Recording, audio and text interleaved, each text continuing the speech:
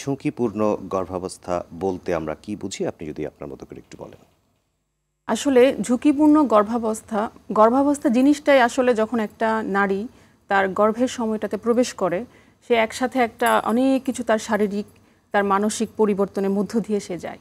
আর এর সাথে যদি কোনো মেডিকেল কন্ডিশন আমরা বলি, ধরেন পেশেন্টের হয়তো ডায়াবেটিস আছে বা আগে থেকে প্রেশার আছে বা থাইরয়েডের কোনো ইস্যু আছে, অথবা হার্টের কোনো প্রবলেম, অথবা তার জন্মগত কোনো ত্রুটি আছে, হ্যাঁ, অথবা এই প্রেগনেন্সিটা টেস্ট টিউব বেবি যেটা আমরা বলি যে আইভিএফ প্রেগনেন্সি, হ্যাঁ, 2টা বা 3টা বাচ্চা। আমরা কিন্তু এমনও হয়েছে, রিসেন্ট নিউজে এসেছে যে আমরা 4টা বাচ্চা সুস্থভাবে আমরা নর্মাল ডেলিভারি সিজারিয়ান সেকশনের মাধ্যমে ডেলিভারি করিয়েছি। এটা গতকালেরই নিউজ। সো এগুলো সবগুলোকে আমরা বলতে পারি যে ঝুঁকিপূর্ণ গর্ভাবস্থা, এবং আমাদের কাজটাই হচ্ছে এইসব বিষয় নিয়ে এই ধরনের পেশেন্টগুলোকে ডিল করা নিয়ে আমাদের কাজ। জি, আপনার কাছে আমরা খুব স্বাভাবিকভাবেই বুঝলাম যে ঝুঁকিপূর্ণ গর্ভাবস্থা বলতে আমরা কি বুঝি। একজন মা যদি গর্ভবতী হতে চান বা সন্তান ধারণ করতে চান, তাহলে তিনি আগে থেকে কিভাবে বুঝবেন, অথবা তার আগে কোনো কাউন্সেলিংয়ের প্রয়োজন রয়েছে কিনা, বা আমার কোনো ঝুঁকি হবে কিনা সেটি একজন মা আগে থেকে বোঝার কোনো উপায় রয়েছে কিনা, এই বিষয়টি নিয়ে আপনি কি বলবেন? হ্যাঁ, খুব গুরুত্বপূর্ণ একটি প্রশ্ন করেছেন আপনি। আসলে এখনকার যারা আছেন, আমরা ডে টু ডে প্র্যাকটিসে আমরা দেখতে পাই যে রোগীরাও কিন্তু যথেষ্ট রকমের সচেতন, এবং ওনারা আসে, হাজব্যান্ড ওয়াইফ একসাথে আসে যে ম্যাডাম আমরা প্রেগনেন্সি নিতে চাচ্ছি, আমরা এখন কি করব, বা আমাদের কোনো টেস্ট করা প্রয়োজন আছে কিনা।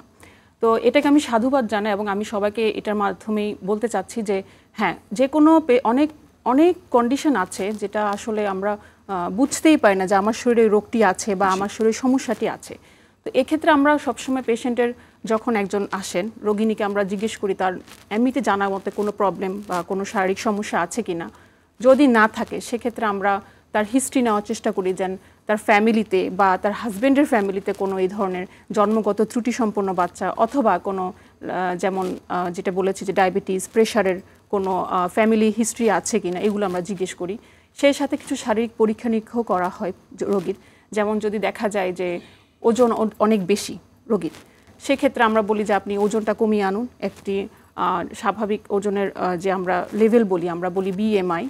তো মানে অ্যাভারেজ হাইট এবং ওয়েট হিসাব করে যাতে একটা লেভেলে যাতে থাকে এরকম। তারপর আমরা কিছু পরীক্ষা নিরীক্ষা করি। তার মধ্যে সবার আগে আমরা যে জিনিসটা করি আসলে ব্লাড গ্রুপটা কি, কারণ নেগেটিভ ব্লাড গ্রুপ হলে সেটা গর্ভাবস্থার উপরে কিছু এফেক্ট আছে, কিছু সাবধানতা আমাদেরকে অবলম্বন করতে হয়, জি, আপনি জানেনই। আর হচ্ছে আমরা কিছু বেসিক ব্লাড টেস্ট করি, কিছু হরমোন টেস্ট করা লাগে, স্পেশালি যেটা থাইরয়েড টেস্টটা, কারণ থাইরয়েড ইস্যুটা হচ্ছে নীরব ঘাতকের মতো। আমরা যখন ডায়াবেটিস নিয়ে অনেক কথাবার্তা বলি, কিন্তু আমরা দেখেছি যে অ্যাভারেজে একদম সুস্থ সবল মহিলা কিন্তু কোনো সমস্যা নেই, টেস্ট করে দেখা যাচ্ছে যে থাইরয়েডের যে টিএসএইচ লেভেল অনেক বেশি হাই, এবং সে প্রেগনেন্ট হচ্ছে না। দেখা গেলো বিয়ে হলো 3 বছর 4 বছর, এমনও আসে 9 বছর 10 বছর হয়ে গেছে, বাচ্চা হচ্ছে না। আমরা সিম্পল একটা থাইরয়েড টেস্ট করে দেখি যে সেটা অনেক লেভেল, একদম অল্প টাকার একটা ওষুধ যেটা সাপ্লিমেন্ট দেওয়ার পরে সে কনসিভ করে যাচ্ছে, এরকম আর কি। তারপরে হচ্ছে একটা বেসিক আল্ট্রাসাউন্ড করি যে কোনো সমস্যা আছে কিনা আমাদের জরায়ু অথবা আশেপাশে ওভারি। দেন পরবর্তীতে প্রয়োজন অনুসারে আমাদের আরও কিছু পরীক্ষা নিরীক্ষা যাওয়া।